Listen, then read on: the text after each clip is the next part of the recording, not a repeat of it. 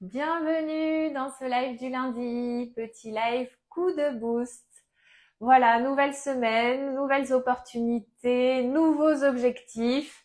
On reprend la méthode ensemble. J'espère que vous avez passé un agréable week-end. Bienvenue, bonjour Sylvie. Bienvenue à tous et à toutes dans ce live.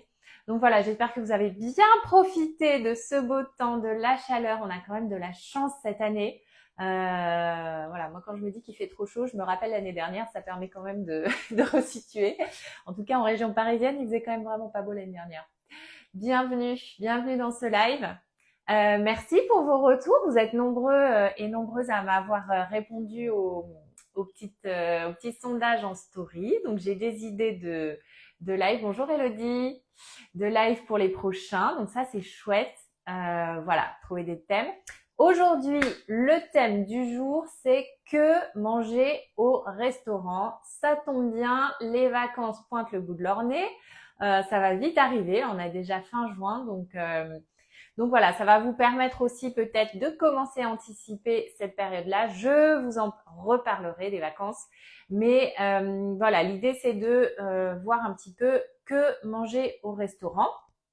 Donc, moi, je vous propose trois différentes options quand vous êtes au restaurant. Première option, vous décidez de suivre totalement la méthode, donc voilà, de pas dépasser. Ça, c'est notamment pour les personnes qui savent qu'elles ont besoin de résultats pour rester motivées. Il y a des personnes qui arrivent en rendez-vous dans mes programmes de groupe qui me disent non mais moi j'ai besoin de tout de suite voir quelque chose qui bouge, sinon ça va pas me motiver. Donc du coup ces personnes-là, dans un premier temps, elles restent hyper strictes à la méthode et c'est leur choix. Et donc du coup, mais elles peuvent quand même aller au restaurant en suivant la méthode de manière stricte. Deuxième option au restaurant, c'est de faire un petit entre-deux.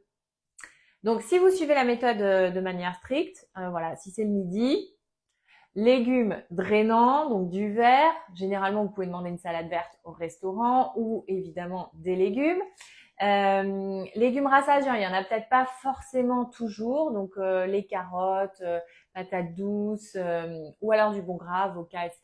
Si vous allez au restaurant et que vous prenez une salade, vous pouvez avoir le bon gras sans aucun problème. Et puis des protéines, mais toujours évidemment prendre des protéines si c'est le midi. Et si c'est le soir, je vous rappelle l'assiette du soir, légumes drainants en bonne dose, féculents IG bas sans gluten et protéines. Donc voilà, vous pouvez avoir cette première option de vous dire je suis la méthode, je reste dans la méthode au restaurant. À ce moment-là, vous allez prendre une entrée et un plat souvent, vous allez éviter le dessert. Voilà. Deuxième option, les personnes se disent je vais faire un petit entre-deux. Je vais quand même me faire plaisir, mais je vais intégrer bien souvent des légumes et moins de sucre. Exemple, si vous êtes dans une pizzeria, vous vous dites, voilà, je prends ma pizza, mais par contre, je demande une belle salade verte à côté. Et puis, il y a quelqu'un qui m'avait dit ça en rendez-vous une fois, c'est pour ça que je vous le partage. Elle m'avait dit, moi, je prends la pizza, mais je mange pas les contours, là, les bords de la pizza. C'est vrai que ça, c'est des gros morceaux de pâte à pizza, donc bien riche en glucides. Donc du coup, voilà, ça peut être des petites techniques comme ça, de se dire, et puis vous évitez le tiramisu, voilà, si vous êtes dans un resto italien, et vous prenez peut-être des antipasti en entrée ou pas d'entrée, ou voilà. Donc ça, c'est l'entre-deux. Voilà, deuxième option, quand vous êtes au restaurant, l'entre-deux, vous vous dites, quand même, je prends des légumes, quand même, je mange un peu moins sucré. Si je mange beaucoup de glucides dans le plat, je vais éviter le dessert. Voilà, c'est un équilibre, c'est pour vous dire, voilà, je veux pas non plus tout lâcher. je fais un entre-deux. Troisième option, ce sont les personnes qui se disent, moi, je suis au restaurant, là, je me fais plaisir. Et généralement, c'est plutôt pour les personnes qui vont au restaurant de manière ponctuelle. Que je vous conseille de vous faire ce petit plaisir. Voilà, vous prenez votre burger frites, c'est pas grave. Le lendemain ou le soir même, vous rentrez à la maison et vous reprenez la méthode et vous verrez que ça aura très peu d'impact. Mais effectivement, si vous avez tendance à aller au restaurant tous les jours, que ce soit dans le cadre de votre travail ou que ce soit pendant les vacances, si vous avez, 2 semaines de vacances et que vous allez aller au restaurant tous les jours, là, il va quand même falloir à un moment donné trouver un équilibre pour pas reprendre les kilos que vous auriez déjà perdus suite à la mise en place de la méthode, par exemple. Ou alors, surtout pour pas que ce soit trop difficile au moment où vous allez vous y remettre. Parce que ce qui se passe, c'est que si vous avez déjà mis en place des choses, votre corps s'est déshabitué du sucre et ça devient facile finalement. Et puis, si vous avez une grosse période, je parle des vacances par exemple, 15 jours avec des restos tous les jours, où vous faites pas trop attention, là en fait votre corps il va rapidement se réhabituer au sucre et ce sera un petit peu plus difficile de nouveau refaire votre détox du sucre. C'est faisable évidemment, hein. Il y a des personnes que j'ai accompagnées qui ont tout lâché pendant les vacances, qui ont pris 4-5 kilos et puis qui ont tout reperdu ensuite en un mois. Donc c'est possible, mais à vous de voir en fait. En fait, je dirais, par rapport au restaurant, ce qui est important, c'est un peu comme pour tout, c'est l'anticipation. Voilà, anticiper. Quand on vous propose un restaurant, voilà, que ce soit le midi, le soir, voilà, quand vous recherchez un restaurant, vous pouvez prendre un petit peu le lead sur le choix du restaurant, c'est-à-dire du coup orienter un petit peu le choix du restaurant qui pourrait vous aider à peut-être un peu mieux respecter la méthode, vous voyez. Si on prend les différents types de restaurants, moi le restaurant que j'aime beaucoup c'est la crêperie. La crêperie c'est hyper facile parce que on vous sert des galettes sarrasin, donc c'est IG bas, c'est sans gluten. Généralement, avec les galettes sarrasin, dedans, il y a des protéines, donc il y a tout ce qu'il faut. Et puis, généralement, on vous met une belle salade verte. Donc ça, franchement, même si c'est le midi une fois de temps en temps, c'est pas dramatique, honnêtement. Ce qui est pas mal aussi à la crêperie, c'est qu'en dessert, vous pouvez tout à fait remplacer la crêpe classique par une galette sarrasin. Moi, je prends toujours une galette sarrasin avec du chocolat, de la noix de coco. C'est super bon. Donc, pensez-y. C'est un petit truc comme ça qui peut vous aider à suivre la méthode à la crêperie sans aucun problème. Donc, la crêperie, je trouve que c'est assez facile. La brasserie, c'est facile aussi. Voilà. Souvent, les gens ont en tout cas, ce qu'ils me disent, c'est que ça va être compliqué au restaurant de suivre la méthode et tout, alors que finalement, je trouve que pas tellement. Je trouve que le plus compliqué, c'est quand vous êtes invité et que vous n'avez pas du tout la main sur les repas. Là, si vous êtes invité chez des gens pendant 15 jours, que vous n'avez pas du tout la main sur les repas. Et encore, je dirais, parce que vous pouvez très bien, quand vous êtes invité, généralement, c'est des gens que vous appréciez, donc vous pouvez très bien dire, écoute, voilà, je mets en place une méthode, est-ce qu'on pourrait cuisiner ensemble? Enfin, il y a toujours des techniques en fait, hein. Mais du coup, au restaurant, on a complètement la main, c'est-à-dire qu'il faut juste oser demander. Moi, tout le temps, je demande du sans gluten et je demande de changer souvent les accompagnements. Donc, vous voyez, vous pouvez dans la brasserie, vous pouvez très bien dire, vous avez un poulet puré, poulet rôti puré de pommes de terre. Vous pouvez très bien dire, est-ce que je peux avoir les haricots verts qui sont normalement pour le poisson? Est-ce que vous pouvez me les mettre?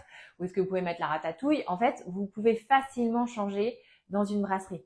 Donc la brasserie, c'est aussi facile de pouvoir respecter la méthode. Et je vous disais de prendre une entrée, un plat plutôt que plat dessert. Ensuite, on a les restaurants, restaurants italiens. C'est sûr que pizza, pâtes, ça rentre pas dans la méthode. Mais comme je vous disais, vous pouvez toujours rajouter des légumes, il y a toujours les antipasti chez l'italien qui sont délicieux. La salade, il y a toujours de la salade qu'on peut demander en plus. Et puis après, il y a aussi des plats. Ils font souvent des petites assiettes terre et mer, etc. Chez l'italien qui sont trop bonnes, d'antipasti. Et ça, franchement, ça peut être délicieux et vous respectez la méthode. Qu'est-ce qu'on a d'autre? On a les restaurants asiatiques. Donc les restaurants asiatiques, c'est pareil, d'essayer de prendre des choses. Alors le restaurant japonais, c'est un peu traître. Parce que le restaurant japonais, il faut savoir quand même que dans les sushis et les makis, c'est du riz vinaigré qui est très très sucré. Donc ça, restaurant japonais, essayez de faire un mix. Si vous aimez les sushis, les makis, vous en prenez. Moi, ce que je fais, j'aime bien. Par exemple, j'aime bien les makis, donc je me prends 6 makis. Mais à côté, je vais prendre des brochettes. Ils font toujours des petites brochettes de champignons ou des brochettes de saumon, de courgettes. Enfin, dans les brochettes, il y a toujours un peu de légumes. Ou alors des sashimi. Voilà. Mais de pas prendre l'énorme plâtré de sushi ou de maki. voir là comment ils appellent ça, l'espèce de gros bol là. Ah, je sais plus comment ils appellent ça. Bon, j'ai oublié le nom, mais c'est un gros bol. Vous avez plein de riz en dessous et vous avez des sashimi par-dessus, enfin du saumon ou voilà. Et ça, pour le coup, voilà, non, c'est pas Pokéball. Merci Elodie, c'est pas Pokéball. Pokéball, ça va parce que il y a quand même, il y a pas tout le riz en dessous. Mais chez les Japonais, parfois, ils font des bols comme ça où il y a une énorme. En fait, la grosse majorité c'est du riz et un tout petit peu de poisson par-dessus. Donc ça, vu que c'est le riz vinaigré, sucré, je peux vous dire explosion. Non, c'est pas le boboon non plus.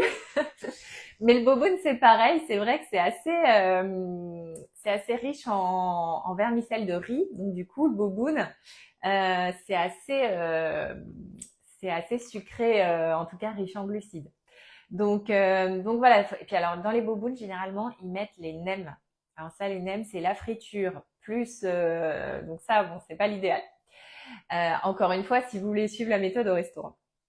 Voilà, donc chez le japonais, qu'est-ce qu'on a d'autre comme restaurant? On a tout ce qui est indien, c'est pas mal indien parce que du coup souvent vous avez les dalles de lentilles, vous avez plein d'épices chez l'indien, donc bon, faut juste pas se jeter sur les nanes fromage en gros, c'est un peu ça. Mais dites-moi peut-être en commentaire les restaurants dans lesquels vous allez si vous voulez que je vous donne un peu des pistes.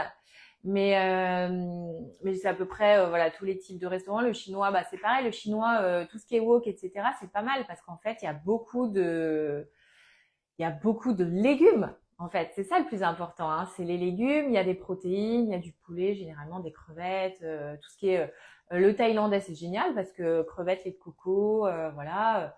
Un peu de riz, mais le riz, généralement, dans les asiatiques, c'est assez limité parce que c'est un petit bol. Donc, voilà, vous n'avez pas non plus l'énorme plâtré de riz. Donc voilà, en rajoutant des légumes, on est bien. Voilà, donc ça, c'est un petit peu les différents types de restaurants que vous pouvez avoir. Et puis, je vous en parle parce que quelqu'un que j'accompagne m'en a parlé. Petit truc au restaurant, parce que généralement dans les brasseries ou dans les restaurants, dans d'autres restaurants, ils arrivent direct et vous posent la panière de pain sur la table. Voilà. Alors il y a quelqu'un que j'accompagnais, le japonais. Super, bah parfait, resto japonais. C'est un homme que j'ai accompagné qui m'a dit, moi quand la serveuse ou le serveur arrive avec la panière de pain, je le fais repartir avec. Non, non, merci, je veux pas de pain. Comme ça, vous n'êtes pas tenté. Parce qu'en fait, le pain sur la table, bah, c'est la tentation. Voilà. Et un morceau, puis deux morceaux, puis trois morceaux. Et là, c'est foutu. Donc, si vous voulez garder votre cap, ne serait-ce que ça, de faire repartir le serveur avec le pain, déjà, ça va vous aider. Et ce qui est rigolo, c'est que donc cet homme que j'ai accompagné, au début, m'a dit je faisais repartir le serveur avec le pain, et au bout d'un moment, qu'il avait mis en place la méthode, etc., il me disait, bah en fait, je peux très bien avoir la panière sur la table, ça ne me tente plus. C'est ça qui est génial. C'est qu'au départ, voilà, vous allez devoir un peu résister, mais après, quand la méthode est en place, vous en avez même plus envie. C'est quand même génial. Donc, c'est comme le sucre, c'est comme les gâteaux, c'est comme les bonbons, ils seront devant vous, vous n'en aurez plus envie. Voilà. Donc, soyez certaines de ça, certains de ça. Au départ, ça va peut-être prendre 2 semaines où vous aurez besoin de faire repartir le serveur avec la corbeille de pain, mais après, ça va être facile, vraiment. Oui, voilà, bah oui, parce qu'au restaurant, le pain, généralement, merci Delphine, ravie que ça vous aide. C'est un peu ça le problème au restaurant. Autre problème, entre guillemets, au restaurant, c'est quand vous êtes plusieurs, avec des collègues ou avec des amis, et que vient le moment du dessert. Vous avez décidé, vous avez anticipé de ne pas en prendre. Donc, vraiment, l'anticipation, c'est clé. C'est-à-dire de pouvoir vous dire en amont, aujourd'hui, qu'est-ce que je fais? Aujourd'hui, je me fais plaisir. Aujourd'hui, je fais un entre-deux. Aujourd'hui, je suis la méthode à 100%. C'est vous et vous-même et vous le décidez. Voilà. Comme ça, quand vous y êtes, vous tenez votre cap, quoi que vous ayez décidé. Mais ce qui va être un peu dur, c'est quand vous allez avoir les collègues ou les amis qui vont vous dire « Ah bah vas-y, prends un dessert avec moi, accompagne-moi, je vais pas prendre mon fondant au chocolat toute seule. » Sauf que vous aviez décidé de suivre la méthode et de pas prendre de dessert, de prendre votre entrée, votre plat ou juste votre plat. Bon. Bah là, il faut être fort dans votre tête ou forte dans votre tête. C'est de dire je maintiens mon cap. Voilà. Et là, vous penserez à moi ce jour-là. Si un jour vous êtes au restaurant et que vous avez votre collègue ou votre ami qui vous dit allez, vas-y, partage, etc. Voilà, c'est parce que souvent on le fait un peu pour faire plaisir aux autres et on l'apprécie même pas. Et souvent, voilà, si vous avez vraiment envie d'un dessert, bah ça oui, vous l'appréciez, etc. Mais si vous avez plus faim, que la collègue ou l'ami vous tente et que finalement vous le faites, vous allez le regretter parce que c'était pas une vraie envie profonde. Et effectivement, Louise, un thé pour éviter le dessert, mais tout à fait. Voilà, moi c'est ce que je fais au resto. Je prends une tisane ou un thé et ça fait terminer le repas, c'est sympa. Voilà, donc si votre ami ou votre collègue vous prend son fondant au chocolat, vous allez lui dire bah non mais moi je vais prendre une tisane, j'en ai pas envie. Voilà. Donc se connecter toujours évidemment à vos envies, à votre faim, parce que la convivialité ou un café évidemment, Elodie bien sûr, on peut prendre un café. La convivialité, ça fait aussi partie eh bien des tentations hein, et c'est ça l'été, le rosé. Alors on n'a pas parlé de l'alcool, mais c'est pareil. Hein, c'est d'être clair dans votre tête au départ. Est-ce que vous allez prendre de l'alcool et combien de verres Anticipez, comme ça vous serez super clair en fait, vraiment. De même que la fréquence des restaurants, si vous voyez que vous avez une semaine où il y a beaucoup de sorties, bah ça c'est pareil, hein, ça peut aussi bousculer un peu tout ce que vous avez déjà mis en place et ce serait dommage. Donc essayez aussi dans vos sorties à l'extérieur au restaurant bah voilà de pas avoir des semaines où il y a 4 soirs de suite de restaurant, enfin si vous pouvez évidemment. Salade de fruits frais, à quel moment? Au goûter plutôt les fruits. Mais après, voilà, comme vous êtes au restaurant, un petit plaisir. Si vous avez envie d'une salade de fruits frais, prenez-la évidemment. On peut prendre quoi en meilleur choix pour l'apéritif? Vous parlez d'alcool, c'est ça peut-être? Si c'est l'alcool, alors vous pouvez remplacer l'alcool par, je trouve l'apéritif encore plus difficile pour trouver une alternative que le dessert. Vous parlez de l'alcool ou vous parlez des petits trucs à grignoter? Si c'est l'alcool, bah plutôt un verre de vin, je dirais. Ouais, l'alcool. Bah à ce moment-là, prenez plutôt un verre de vin. C'est toujours mieux que évidemment, voilà, les alcools bien sucrés. Hein. Et puis toute une question de quantité. C'est toujours pareil, hein, si vous en prenez un, que c'est festif, voilà. Mais voilà, la convivialité, parfois, c'est ça aussi, ça peut vous faire boire ou manger beaucoup plus que vous ne l'aviez prévu, et c'est dommage. Donc, encore une fois, anticipation. Voilà. Est-ce que vous avez d'autres questions? On dit que le verre de pétillant n'est pas trop... Oui, voilà, champagne, pétillant. Mais j'ai envie de vous dire, si c'est un verre, ce sera pas dramatique, quoi. Jus de fruits, plutôt vin, pour moins de sucre. Bah, jus de fruits, c'est hyper sucré aussi. Le vin, il y a l'alcool. Donc voilà, mais bon, moi, de temps en temps, je suis au restaurant. Mon mari prend un petit apéritif. Moi, je suis pas trop alcool, mais je me prends un jus, vous voyez. Donc ça, voilà, je veux dire, encore une fois, c'est plutôt la quantité et la fréquence, vraiment. Hein. Donc, vous l'avez compris, hein, dans la méthode, on n'est pas dans la restriction pour les nouveaux et nouvelles qui nous rejoignent. On n'est pas dans la restriction, c'est pas un régime, c'est l'anti-régime, vraiment. On est dans une méthode qui va vous faire du bien à votre corps et à votre tête parce que on va avoir une alimentation à index glycémique bas, on va bien digérer parce qu'on va éviter le gluten notamment. Et on va utiliser la psychologie positive pour se sentir bien, pour voir le positif, pour voir les petits pas, pour progresser, pour avancer. Et on va surtout mettre en place cette alimentation pour le restant de nos jours.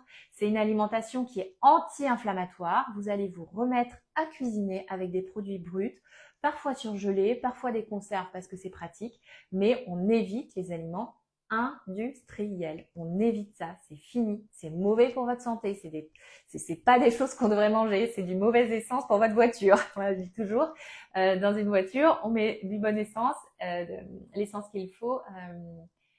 Quand commence le nouveau challenge? Alors, vous parlez peut-être du programme audio. Le programme audio, donc je vous explique, il y a mes livres. Premier livre, première étape, j'arrête de manger mes émotions. Pour comprendre la méthode, la décrypter, avoir envie de la suivre, voilà. Première étape. Deuxième étape, on passe à l'action. Programme 8 semaines pour arrêter de manger mes émotions. Et là, ce livre est décliné en programme audio. Et le prochain programme audio commence lundi 30 juin, c'est-à-dire lundi prochain. Je vous envoie par WhatsApp chaque jour un petit audio qui correspond au livre. Dans le livre, il y a 3 petits objectifs par jour. Donc moi, je l'ai décliné en format audio. Si vous voulez, ça booste parce que c'est différent comme format, ça complète en fait. Donc Catherine, 4 kilos en 3 mois. Bravo, bravo Catherine. Là, j'ai Servane aussi qui m'a écrit 4,5 en 2 mois. Génial. Franchement, bravo les filles, bravo les filles. Vous allez avoir un été sympa. C'est appréciable. Donc voilà. Deuxième étape. Troisième étape, je transforme mes émotions pour ne plus les manger. C'est l'intégration de la méthode, la stabilisation. Parce que c'est bien beau de perdre 4 kilos en 2 mois, mais si vous n'avez pas ancré les habitudes pour que ça devienne vraiment des habitudes, et ce qui est chouette, c'est que là, Servane qui m'a écrit, Catherine, je sais que c'est pareil, vous avez ancré vos habitudes. C'est-à-dire que c'est pas quelque chose que vous allez faire pendant 2 mois et c'est terminé. Non, vous avez pris le temps de vraiment faire en sorte que ça devienne de nouvelles habitudes. Les courses ne sont plus les mêmes. Pourquoi? Parce que avant on faisait un panier de courses, maintenant c'est fini, on a remplacé par de nouveaux aliments et on se sent bien. C'est surtout ça, on se sent bien, on se sent positif, on se sent bien dans son corps et dans sa tête. Donc pourquoi arrêter en fait, hein? On continue. Voilà, voilà. Est-ce que vous avez des questions? Sinon je vais clôturer. Merci d'avoir participé si nombreux, c'est chouette. Alors on peut terminer avec le mot de la semaine. Comme on fait à chaque fois, n'hésitez pas à me partager dans le chat quel sera le mot qui va guider votre semaine. Voilà, juste vous l'écrivez dans le chat. Elodie, pas de questions, super. Alors, quel sera votre mot de la semaine? Anticipation, discipline, positivité. Il peut y avoir mouvement, il peut y avoir